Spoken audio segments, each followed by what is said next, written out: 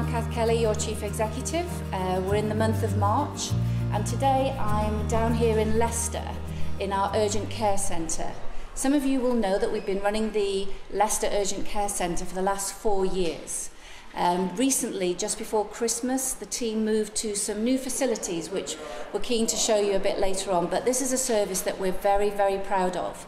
And sometimes people don't really recognise or realise that the George Eliot is wider than hospital bed-based services over in Nuneaton, but we also provide the Urgent Care Centre here in Leicester.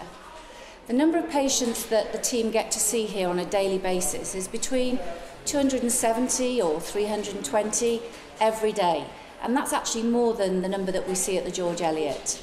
Kim Wilding is the manager that works down here in the department with a team of 40 staff, which includes the GPs, the emergency care practitioners, the nurse practitioners and other support members of the team that are running a really busy and essential service for the patients in the Leicestershire area.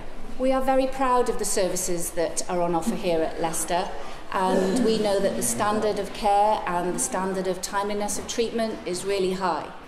Kim talks to me about the 4-hour standard, and she is now reaching with the team 98% within 2 hours. Not within 4 hours, within 2 hours, which is exceptional. So well done, all the team down here in Leicester. So we're in March, and during March there are a number of key events coming up, and the one that I want to share with you is the NHS Change Day, which is on the 11th of March, and this is where all of us can sign up to do something quite different and something that shows our support for the little changes that we can make that make the difference to patient care. So please sign up to your pledges. I'm meeting with the executive team tomorrow and we'll be signing up to our pledges. In February, we launched a documentary about the physician associate, and we're very proud to be one of the largest employers of the physician associates outside of London. So this event was held in February. It shares with you the day in the life, basically, and how important this group of staff are, working with our staff and working with our patients to ensure that we have continuity of care throughout that patient's stay. So you can take a look at this documentary, which we've published on our website, and you can have a look at how this team works together with the wider George Eliot staff and all the great work that they do for our patients. I've mentioned before in previous video blogs the work that we've been doing about the clinical service strategy. I'm delighted to say that we're now going to formally launch this strategy during April, so a number of dates will be circulated, so please come along and listen to what our staff have been saying is important for the George Eliot, what our patients and our local population are saying. This is a really critical part of our work here. It's about writing the next chapter in our journey going forward, so look out for the date during April. I'd love to see you there. It's a really exciting time for us here at the George Eliot. Looking into the future, looking at what more we can do to create high quality, safe services for our patients.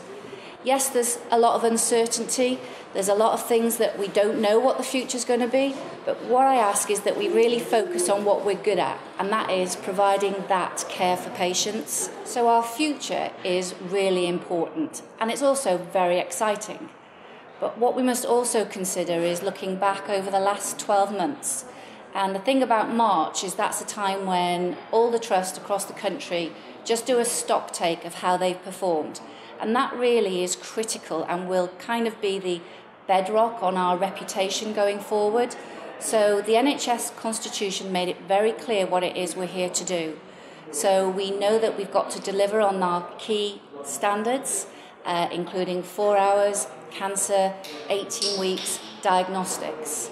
So we've had some trouble with this over the last 12 months, but I'm starting to see some improvements, but we've just got to keep that going. And then the other element, of course, is the financial challenge that we've got. At the end of March, we have to demonstrate that we have hit the £12 million deficit.